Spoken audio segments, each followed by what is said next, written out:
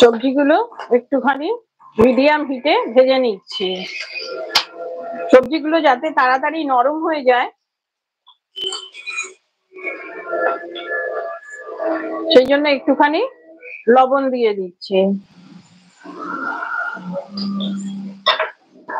দিয়ে আবারও সবজিগুলো ভালো করে ভেজে নেব।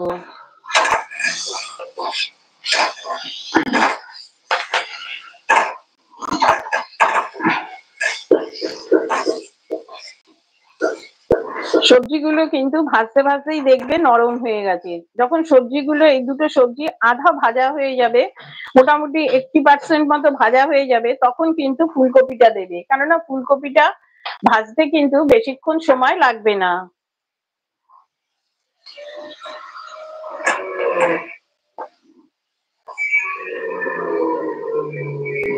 তোমরা কোথা থেকে আমার রেসিপিগুলো দেখছো প্লিজ একটু কমেন্ট করে জানিও।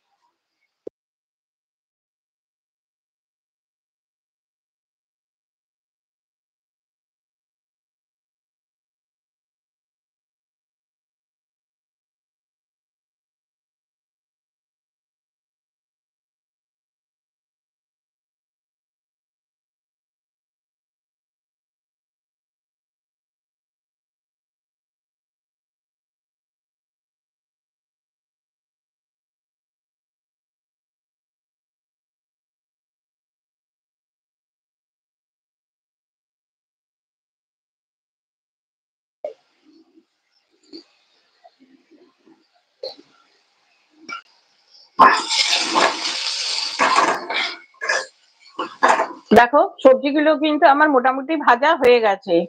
এবারে যে ফুলকপিগুলো কেটে রেখেছিলাম সেই ফুলকপিগুলো দিয়ে দিলাম, দিয়ে এবারে একসাথে এটাকে ভেজে নিতে হবে। ফুলকপি কিন্তু ভাজতে একটু বেশি তেল লাগে, আমি যা তেল দিয়েছিলাম, যদি মনে হয় যে আরেকটু তেল লাগবে তাহলে আমি পরে দেব। তা ফুলকপি দিকে পড়ে গেল।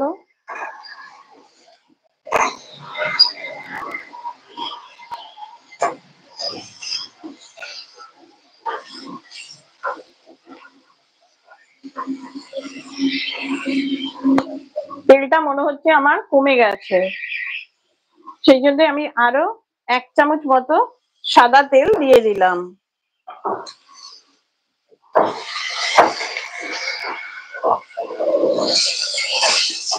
দিয়ে এবারে এটাকে ভালো করে ভেজে নিচ্ছি। এই সবজিটা ভাজতেই যা সময় লাগে, না হলে কিন্তু ডালটা আমি আগে থেকে সেদ্ধ করে রেখেছি। আজকে আমি কোনো পেঁয়াজ রসুন কিন্তু এই ডালে ব্যবহার করব না, সম্পূর্ণ নিরামিষ আজকে এই সবজির ডালটা বানাবো।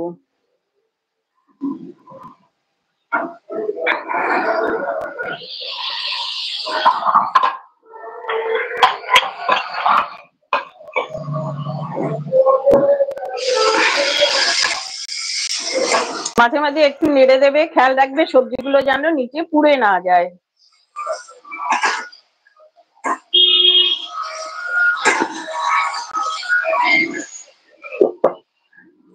আবারও ঢাকা দিয়ে দিলাম।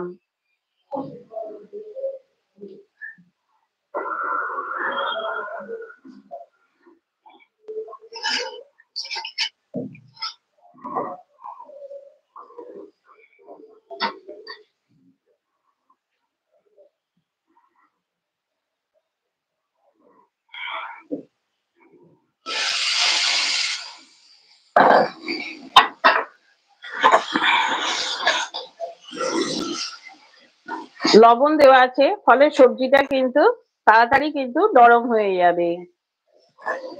আবার ডালের সাথেও কিন্তু একটু সবজিটা ফুটবে, সেই জন্য একটু দেখে একটু ঢাকা দিয়ে দিয়ে আমি এটাকে ভেজে নেব।